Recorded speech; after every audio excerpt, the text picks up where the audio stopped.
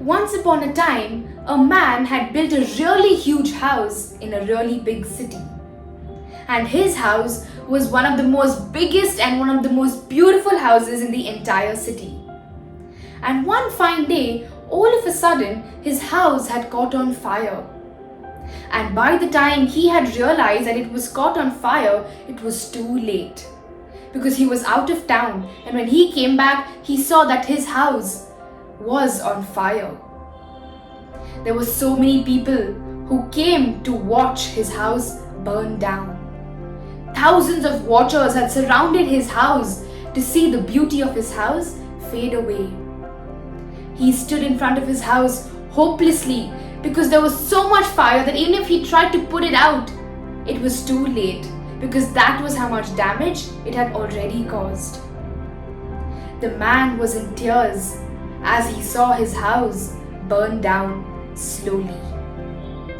He had 3 sons, and his first son came and said, "Father, you don't have to worry so much.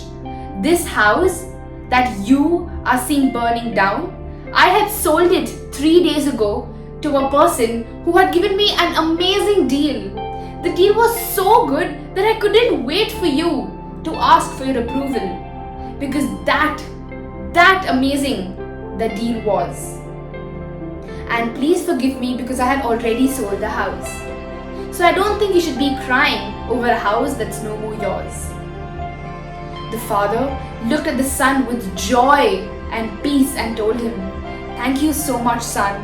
And those tears eventually dried up, and he became one of those silent watchers who watched his own house burn down because that house was no more his. Few minutes later, his second son comes to him and says, "Father, how are you not even sad over a house that's burning? And this is not even somebody else's house, it's your own house." Then the father was a little confused and he told his second son, "Son, this house is no more ours. My first son has already sold it to somebody else." The second son then said, No, father. The house is not yet completely sold.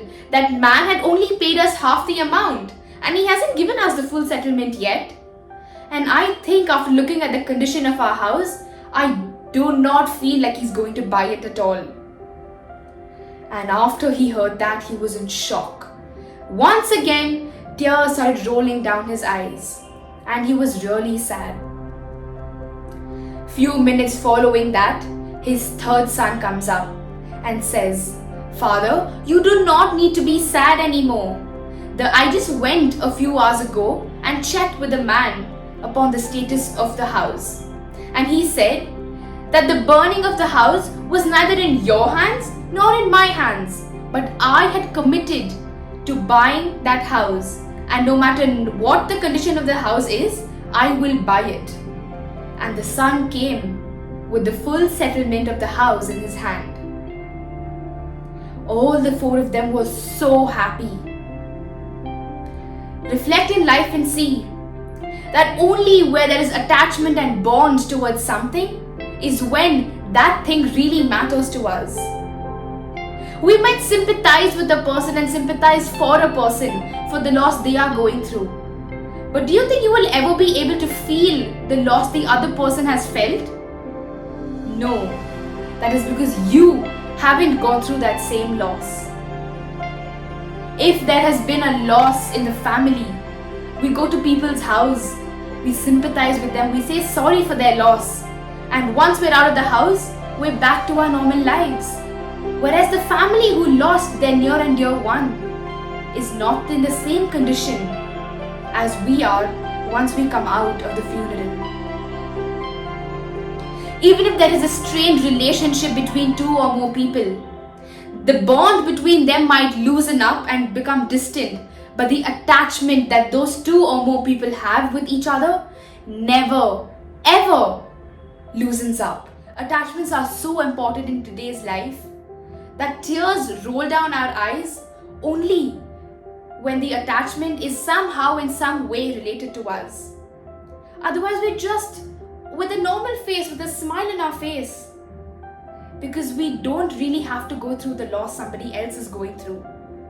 And you will never know the loss that they are going through unless you are in the same position. How many times have you lost attachments and bonds in the course of natural death? No one will be able to feel the pain you are feeling for the loss you have incurred as compared to what they are going through. The irony of life is that even if we want to care for the person, we will not be able to, because we're not in a situation to understand the person and their perspective. So no matter how far two people go away from each other, they will always have that attachment towards the other person, no matter what. Remember this one thing: what thought you sow, that kind of action you will reap. The act that you sow, that kind of habit you will reap. And the habit you sow is the kind of character you will reap. And last but not the least, the kind of character you sow in your life is the kind of destiny you are creating for yourself. Thank you.